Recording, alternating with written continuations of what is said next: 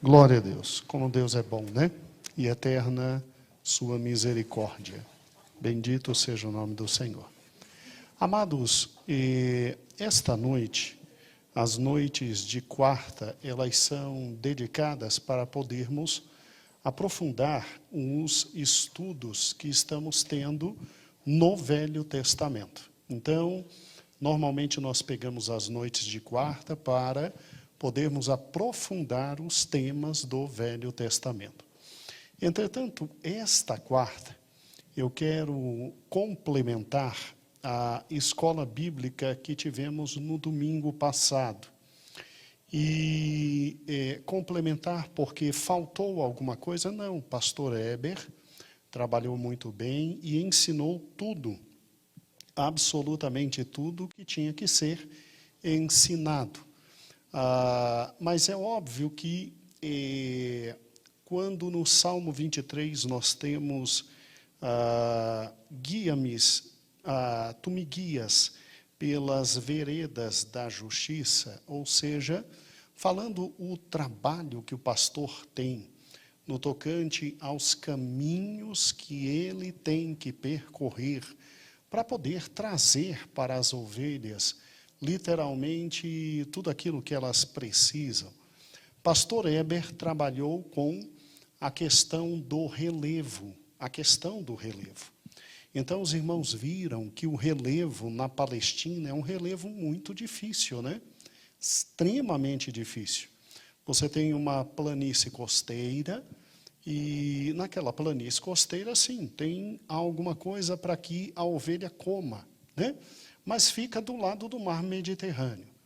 E aí você tem, após a planície costeira, você tem sim, aí uma área que fica entre a planície costeira e a própria área montanhosa que prevalece no relevo da Palestina, chamada Shefelá. E ali sim, na Shefelá é um local bom para que as ovelhas estejam. Só que para chegar na Shefelá, meu amigo, você sofre demais passando pelas montanhas e pelos planaltos. Não é fácil. E você tem a região das montanhas, extremamente perigosa, extremamente difícil, extremamente íngreme, terrível, né? E após a região das montanhas, você tem exatamente ali as Campinas do Jordão, né? Ou seja, toda uma área muito boa também para, muito obrigado, meu amado, para a criação ali de ovelhas, né? As Campinas ali do Jordão. E aí tivemos a alegria de ir, por intermédio do pastor Heber, verificar todo o trabalho do pastor, né? Toda a dificuldade. Não é simples. Não é simples ser pastor ali na Palestina. Então, quando a gente tem no Salmo 23, para onde você se dirigirá agora, o versículo 1, 2 e 3 dizendo: o Senhor é meu pastor, nada me faltará. Ele me faz repousar em pastos verdejantes, leva-me para junto das águas de descanso e refrigera a minha alma. Guia-me pelas veredas da justiça, por amor do seu nome.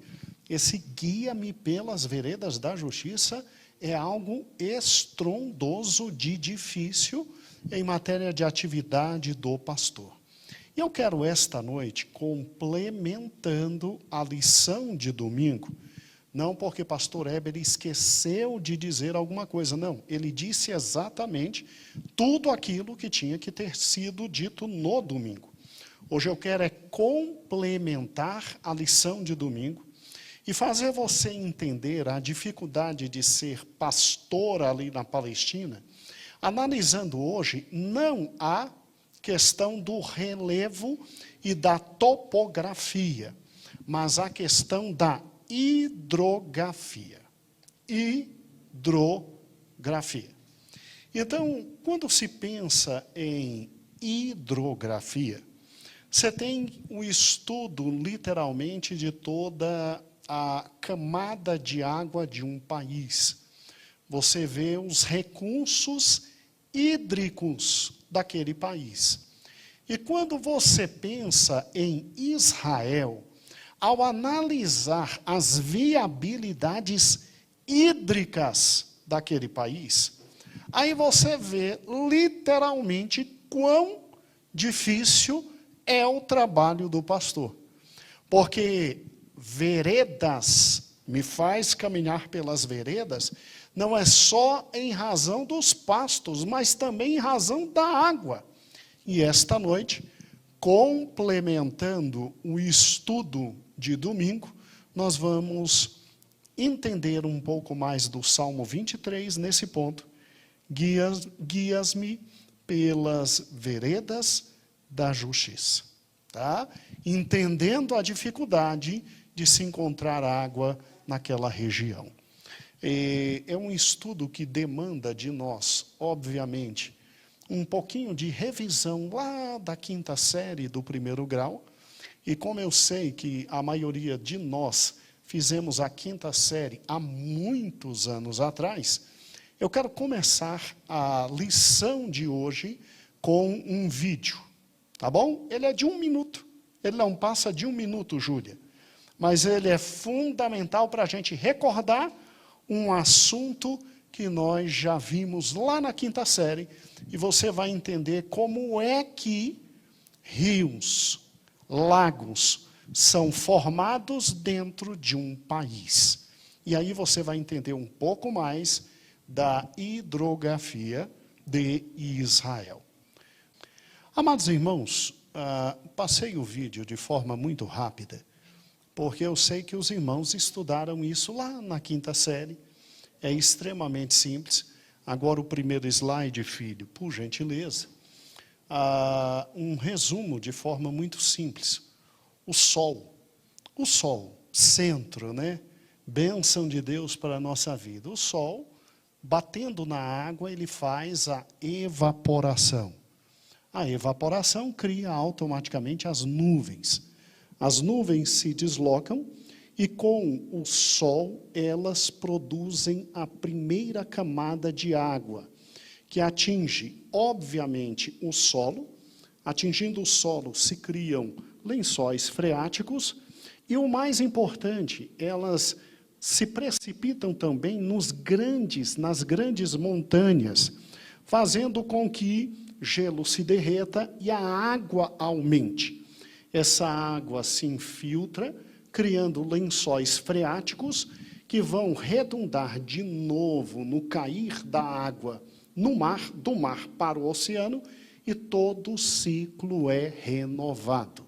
Todo o ciclo é renovado. Isso é muito importante, irmãos, por quê? Porque quando nós olhamos para Israel, por gentileza, o próximo slide. Quando olhamos para Israel, nós temos exatamente este mapa topográfico. Esse foi o mapa que o pastor Eber trabalhou semana passada com os irmãos. Ali está o mar Mediterrâneo, em azul, e aí você tem a planície costeira. Depois da planície costeira, esse primeiro verde que tem aí, é o que nós chamamos de Shefelá. Ali você tem as primeiras campinas para que ovelhas e outros animais possam comer e se estabelecer. Depois vem, como os irmãos aprenderam no domingo, exatamente as montanhas e os montes. E aí vem o principal sistema hídrico de Israel. Está vendo lá em cima? É o Mar da Galileia. Jesus tinha sua casa ali, bem ali em cima, em Cafarnaum, que era uma cidade do lado do Mar da Galileia. Aí, descendo a água pelo meio, você tem o Rio Jordão, onde Jesus foi batizado, e lá embaixo, num declive muito grande, mas muito baixo mesmo, ali está o Mar Morto. Tem esse nome porque é extremamente salgado e não produz-se vida ali.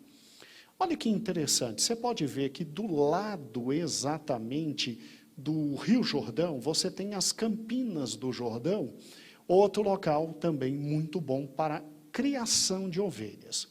Só que, isso nós vimos no domingo passado, E nós temos que compreender como é que o sistema hídrico de Israel, ele funciona, para poder entender o guias-me pelas veredas, também para procurar água, não só comida.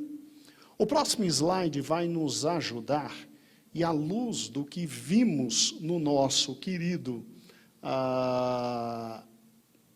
vídeo, vai ficar muito claro. Josué, eu preciso que você dê um zoom no número 1, por gentileza. Olha que interessante. Quando você vê o número 1, aí está o Monte Hermon. O Monte Hermon. O Monte Hermon, irmãos, ele é responsável, na verdade é uma cadeia de montes, ele é responsável pelo primeiro grande desgelo e produção, literalmente, de toda a água potável em Israel. O problema é que ele não fica em Israel, ele fica na Síria. E uma briga louca aí em cima, nas colinas de Golã, por esse manancial de águas que vem daí. Então, os irmãos sabem que o sol bate ali no Monte Hermon, ele vai digelando, e ele produz o primeiro manancial de águas, tanto é que as nascentes do Rio Jordão estão ali em cima, E aí, ele vem descendo, olha que interessante, aquele primeiro ponto ali em cima é o Mar da Galileia, e veja que o Rio Jordão, ele vem descendo, ao ponto 2 é o Rio Jordão, e agora pode descer mais ainda, ali embaixo está o Mar Morto. Então, trazendo a imagem para o normal, Davi, por gentileza, veja que você tem literalmente, na terra de Israel, o mesmo milagre que existe no Egito, porque o Nilo é exatamente a pérola do Egito, fazendo o Egito existir. O Rio Jordão é a pérola de Israel, que faz com que, nas campinas do Jordão, essa parte de verde, ao lado do Rio Jordão, se tenha também a possibilidade de produção hoje, inclusive agrícola. E aí a grande questão que se coloca é o seguinte: meu Deus, pastor, mas é a única água que existe em Israel? É essa? Será que essa é a única água? Pegando o mesmo mapa. Davi, agora vá para a esquerda. Isso. Os irmãos estão vendo aquela parte de azul? Ali é o mar Mediterrâneo. E estão vendo esses pequenos fechos de azul que estão ali nessa parte verde? Isso são pequenos rios, pequenos rios que são produzidos em Israel, mas que vão desaguar no mar Mediterrâneo. E quando você pega o Rio Jordão, agora vá para o centro, Davi, está vendo os pequenos riachozinhos que surgem? É daí que vem toda a hidrografia de Israel. O próximo slide, por gentileza, vamos juntos. Então, assim como nós vimos, lá em Israel você tem um monte fundamental chamado Hermon, que produz toda a água. O próximo slide, vamos juntos. Aí está uma foto atualizada do Monte Hermon. E ali estão os altos de Golã. Veja que ele fica bem no norte. É de lá que vem o desgelo e é dali que a água potável é gerada em Israel, descendo, formando o Mar da Galileia e depois o Rio Jordão e terminando lá embaixo no Mar Morto. Olha que interessante, irmãos. 90% do tempo ele está assim, e é por isso que no Salmo 133, diz que a união do povo de Deus é uma união muito bonita. Depois nós trabalhamos o Salmo 133, porque o Senhor ordena a bênção do Hermon até o Sião. Então, de norte a sul vem a bênção de Deus sobre Israel, quando Israel está unido. É muito bonito, é um salmo de natureza geográfica. Em outro momento a gente trabalha com ele. Agora, olha que interessante. O próximo slide vai mostrar para mim e para você a altura do Hermon. Ali está a topografia de Israel, como nós vimos no domingo. Olha que interessante, olha a altura do Hermon lá em cima, tá? São 2.750 metros. De lá vem o dezelo e vai caindo,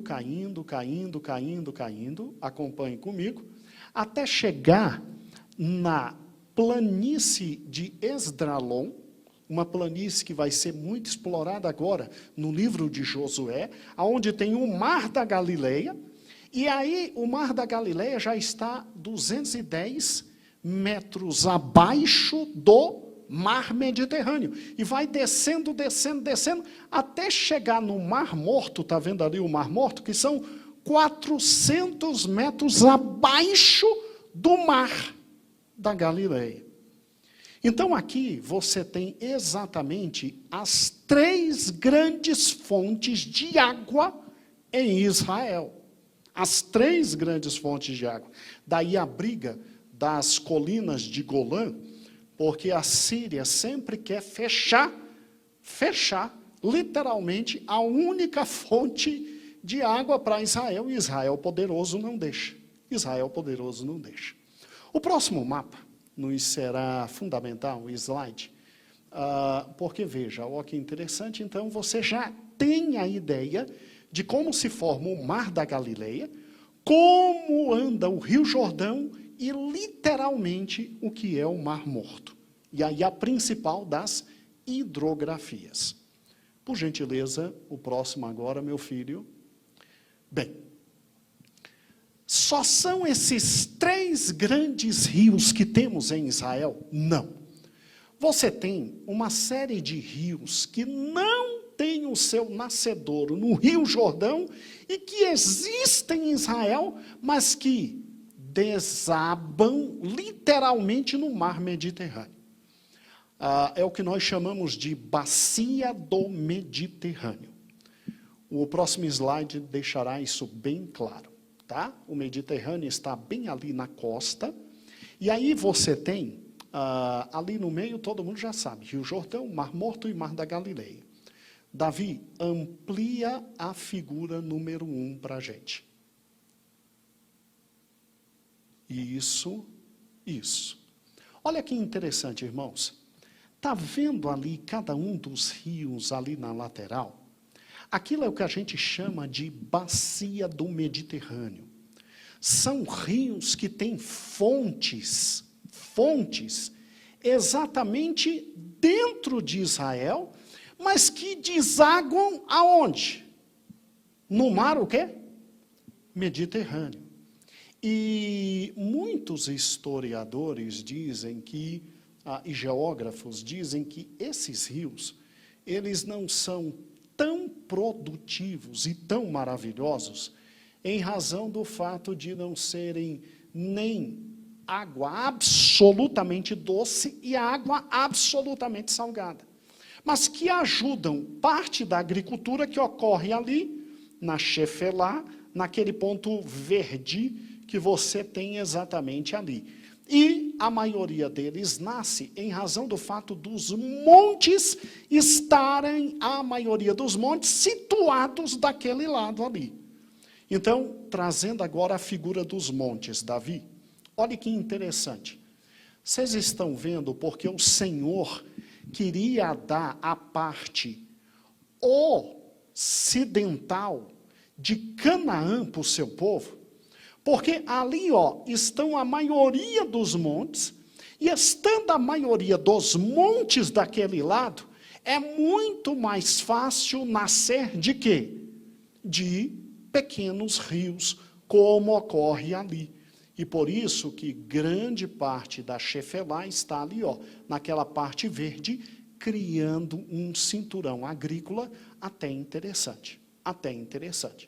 Agora, olha aqui que fato fantástico. Se nós pararmos e pensarmos, nós temos como hidrografia, volta agora a figura inteira, Davi. Nós temos como hidrografia todos esses pequenos riachinhos azuis escuros, que nós chamamos aí de cinturão do mar Mediterrâneo. Mas o próprio querido Rio Jordão tem um cinturão de pequenos riachos ou rios que ele cria. Então, Júlia, próximo slide. Olha que interessante. Quando a gente pega o próximo slide, você tem a bacia do Jordão com uma série de outros rios. Eles estão nesses riachos, próximo slide, eles estão nos riachos, aí ó, de azul claro. Davi, pega a primeira figura e amplia a primeira figura. Olha que interessante, ó. Então, o que não falta em Israel é água, não é verdade? Se você parar e pensar, ó, ali o Rio Jordão no meio, e os rios que estão ali do lado, literalmente um a um, criados pelo Jordão, o que literalmente não falta é água. Não é verdade? O que não falta é água. E aí vocês vão entender porque Rúben e Gade quiseram a parte oriental do Jordão. Por quê? Vamos lá. Porque o maior número de água potável está na parte oriental, aonde você tem os melhores campos. Então, quando eles entraram, eles pegaram essa parte oriental, a extrema à direita, a oriental, e aí Rúben e Gade já pegaram essa parte do território, onde tem muito rio, e, obviamente, onde dá para, literalmente, trazer um pouco mais de alimentação para o seu gado. E eu coloquei uma foto do Rio Jordão, para que você veja que, mesmo ele sendo bem fininho, ele, na verdade, é caudaloso, em alguns locais ele é muito grande, e essa foto aí é quando o meu amado irmão for a Israel. Aí costumam fazer batismos, tá bom? O pessoal desce, está vendo aí as escadas direitinho? O pessoal desce aí, faz batismo, e aí batiza de novo, porque quer batizar no Rio Jordão, e tá bom, não tem problema, Deus abençoe, né? Agora, vamos juntos. Pastor, olhando então tudo isso, e esse manancial de águas que nós temos, aí, você tem uma coisa que é fácil, então, o pastor do Salmo encontrar, são águas para o rebanho, não é verdade? Pois é, não se deixe enganar pelas aparências. Por gentileza, o próximo slide. Bem grande, Davi, o título. Bem grande o título. Vida no deserto. A guerra de Israel contra a falta o quê? Ué, como assim falta d'água? Que loucura é essa? Falta d'água? Vá para o próximo slide. Davi, nós vamos ler os 2 parágrafos, então, o máximo no primeiro, depois no segundo. Acompanhe a leitura, por gentileza. Israel coleciona guerras desde que veio ao mundo, no final da década de 1950, porque Israel foi criado como Estado em 1948, na ONU, inclusive com a reunião dirigida por Oswaldo Aranha, um brasileiro. Daí muitas bênçãos que temos hoje. Conflitos armados contra egípcios, sírios, libaneses, palestinos. O que não falta é guerra por lá, né? Mas há outra guerra travada por Israel desde sempre que não acontece em campos de batalha, como estamos acostumados a imaginar. Lê comigo, irmãos. Trata-se de uma luta contra a hostilidade do meio ambiente. Sim, porque o país carece de quê? Mas com toda aquela água, o país carece de recursos hídricos. E tem mais da metade do seu território coberto por o quê? Desertos. E aí vem falando do milagre, pode tirar, Davi? Pode tirar. E aí vem falando do milagre, que eles conseguem exportar frutas legumes, alimentos, em razão da tecnologia. É uma reportagem, e eu estou com ela aqui, vou passar em todos os grupos, os irmãos leiam, sem nenhum problema. E aí a gente fica assim, assustado, mas aparentemente tem tanta água. Tem tanta água. Irmãos, é aparentemente. O território de Israel é desértico. A coisa mais difícil de se encontrar é água. E o grande problema é aqueles rios, daquelas bacias, tanto do Mediterrâneo quanto da bacia do Jordão, eles não são rios que existem o ano inteiro. Existe um pouquinho agora, depois outro pouquinho depois outro pouquinho depois. E, irmãos, mais de 65% do território de Israel é deserto. É deserto.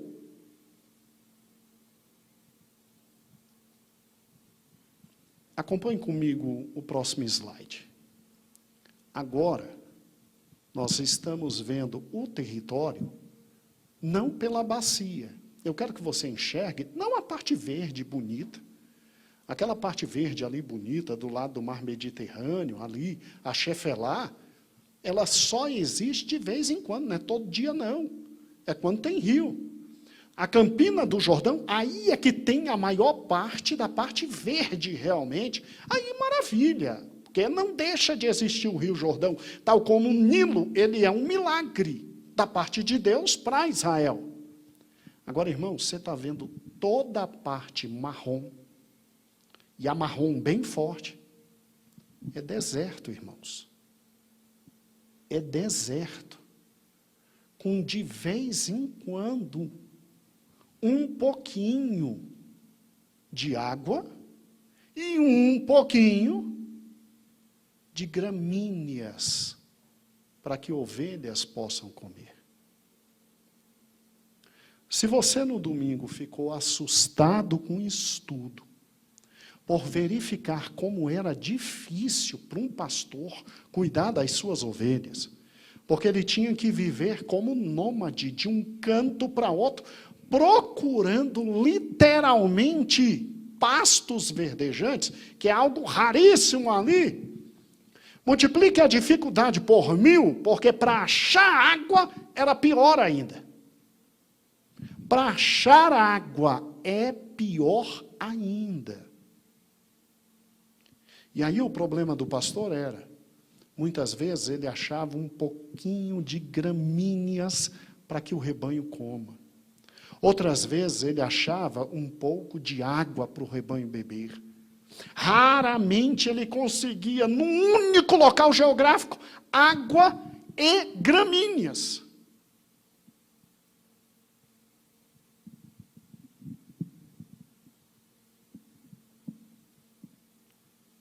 Ele tinha que ser muito pastor. Ele tinha que amar muitas ovelhas. Ele tinha que viver muito para as ovelhas.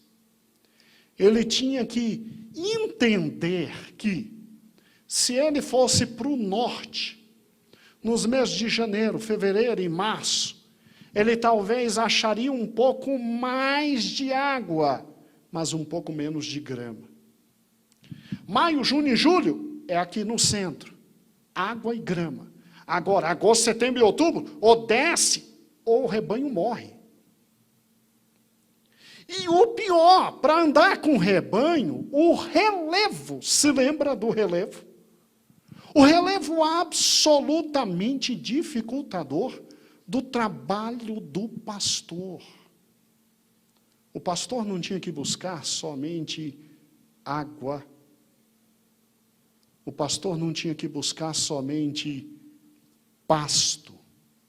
O pastor ainda tinha que cuidar para que a ovelha chegasse viva à água e ao pasto.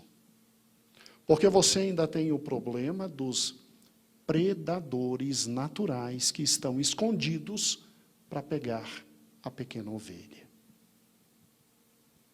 Então, quando o Salmo 23 diz que o Senhor é meu pastor e nada me faltará, que Ele me faz repousar em pastos verdejantes e me leva para junto de águas de descanso e refrigera a minha alma.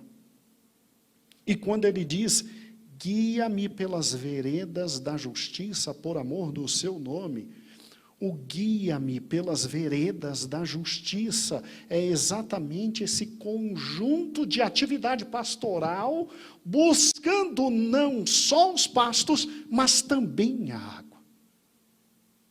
Não somente os pastos, mas também a água. E aí eu paro e penso exatamente no fato de que quando a gente entende a topografia, como foi domingo com o pastor Heber, e a hidrografia, como está sendo hoje comigo, a gente fica assim, meu Deus do céu. Então, o que Deus prometeu para Israel era um milagre. Deus prometeu que nessa terra ia manar o quê? Como é que isso vai acontecer? Deus prometeu que eles não teriam falta de nada. Deus prometeu numa terra como essa, que eles trabalhariam 6 anos, e no 7º ano, era férias coletivas, sem perder 13º. O 7º ano, Júlia, eles ficariam em casa, porque não ia faltar nada, Júlia. E Júlia, no 50º ano, você teria o jubileu, que é mais um ano de descanso. Então pensa comigo. 7 vezes 7, 49, certo? Ou eu estou doido? 7 vezes 7, 49. Então no 49º ano era o ano sabático. Então eles já ficavam sem trabalhar. E no 50º era o jubileu.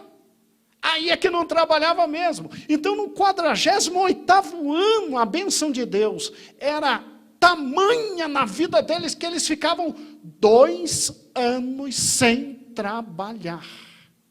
E Deus dando tudo. E o que esse povo tinha que fazer? Somente crer em quem?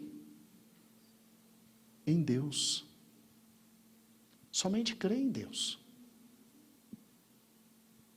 Somente ofertar, dizimar, louvar ao Senhor e crer nele. Gente, é um verdadeiro milagre o que Deus estava fazendo. E eles tinham condições de acreditar, até em razão de quê? Até em razão de tudo que passaram nos 40 anos no deserto. Nunca faltou nada. Nunca faltou absolutamente nada. Tinham razão para acreditar em razão da fidelidade de Deus. Da bondade de Deus, do amor de Deus, da graça do nosso Senhor. E eu paro e penso exatamente nisso. O trabalho do pastor. O trabalho do pastor. Porque você já pensou que no 7º ano o pastor tinha o direito de descansar? Ou será que o pastor não tinha direito de descansar no 7º ano? Davi, como pastor das ovelhas do pai dele, no 7º ano não tinha direito de descansar? No 49º ano, ele não tinha direito de descansar? O 40º e o 50º? Gente, de onde viria pastos para as ovelhas? De onde viria água para as ovelhas? Se o pastor tinha que viver como nômade levando as ovelhas pelas estradas, protegendo dos despenhadeiros, caminhando pelo deserto, caminhando pelas montanhas. Você já pensou que Deus daria aos pastores o direito de descansar um ano e nada aconteceria às suas ovelhas? Você já pensou nesse milagre? Você já pensou no milagre daquele que trabalhava com ferro, com aço, daquele que trabalhava com pesca? Pedro, Tiago, João eram donos de uma indústria de pesca. Eles iam ficar um ano parado, aguardando. E Deus daria tudo. Ou seja, um ano antes, Deus daria tanto que daria para o ano posterior. E sabendo que a agricultura é difícil, o que Deus daria seria tamanho que no outro ano após pararem e não plantarem, a terra poderia não produzir, que ainda estava produzindo, e eles estavam comendo do que tinham antes. E os levitas, irmãos, e os sacerdotes, que dependiam da fidelidade do povo para comer e para viver. Isso se chama fé. Isso se chama misericórdia. Isso se chama bondade. E Deus simplesmente daria tudo isso a eles num território como esse, que até hoje briga por água.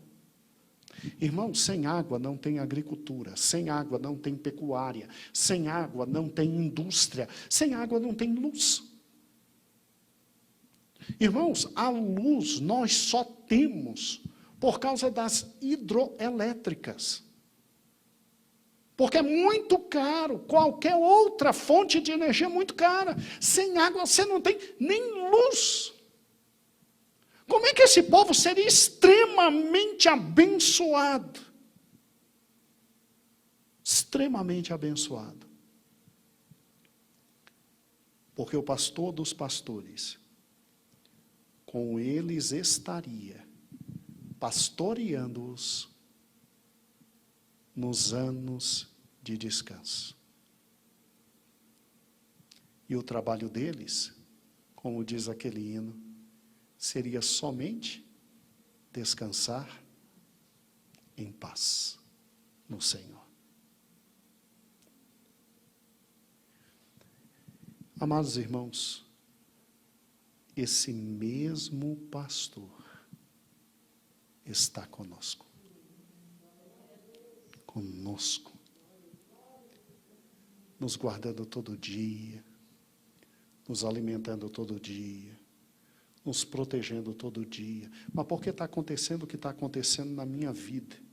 Amigo, está acontecendo o que está acontecendo na tua vida, porque o pastor está com você. Se o pastor não tivesse, estaria pior. Estaria bem pior. E a gente só está existindo porque o pastor está conosco. Mas preste atenção.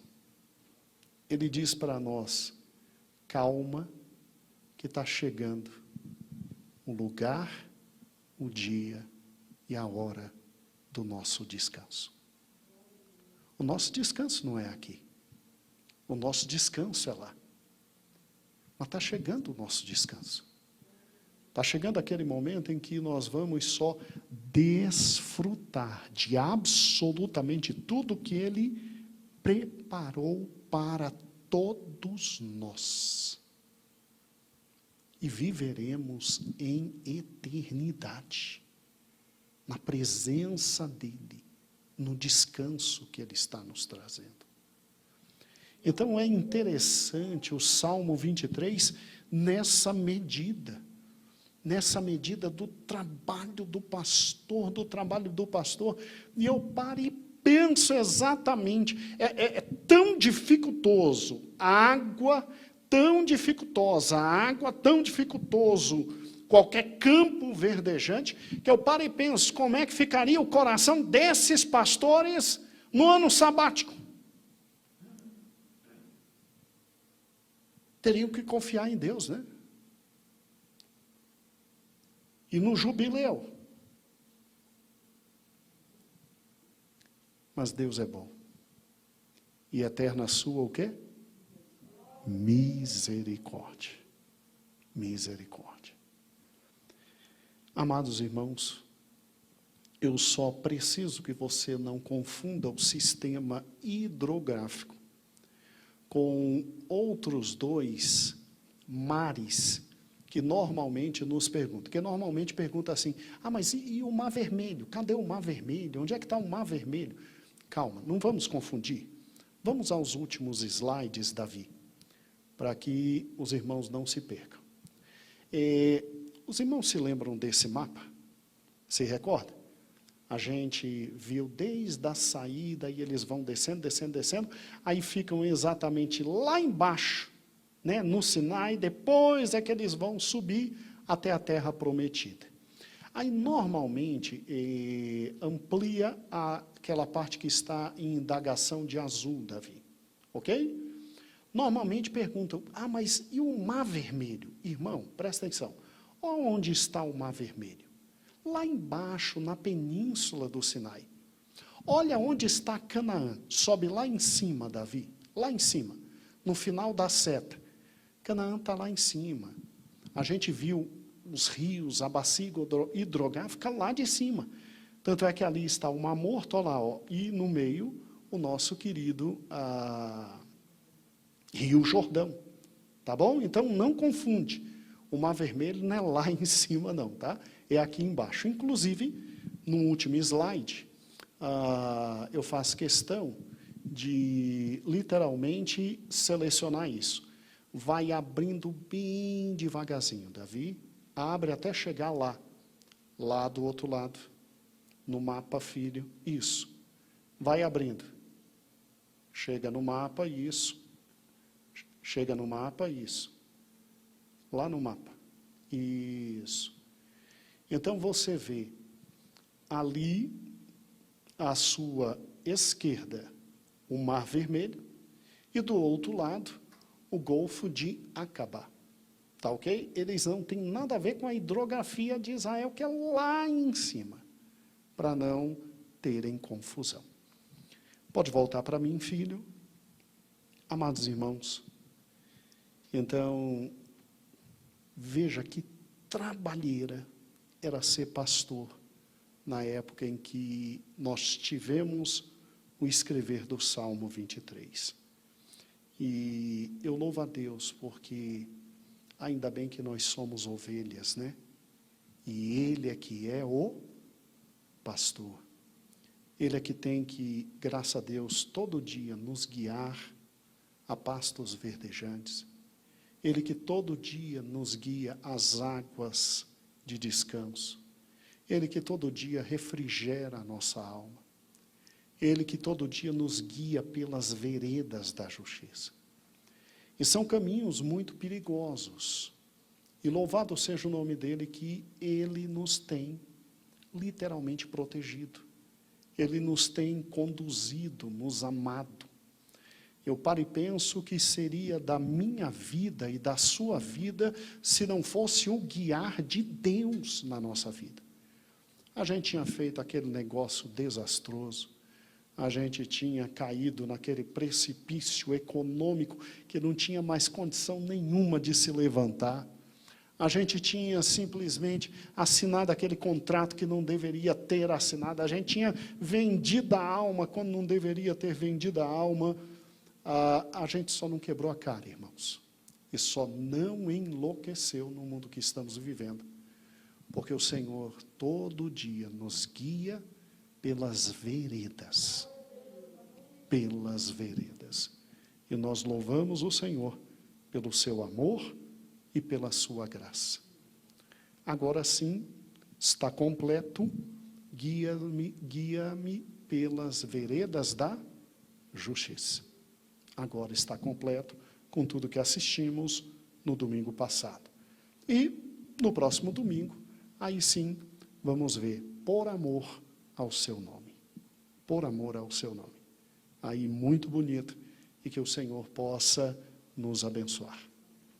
Vamos ficar em pé, vamos fazer uma oração agradecendo ao Senhor pelo conhecimento que Ele nos deu esta noite perante a palavra dEle. E agradecendo a Ele por tudo, absolutamente tudo, que Ele faz por nós, né? Que Ele faz por nós. Lédima, venha fazer essa oração de gratidão ao Senhor.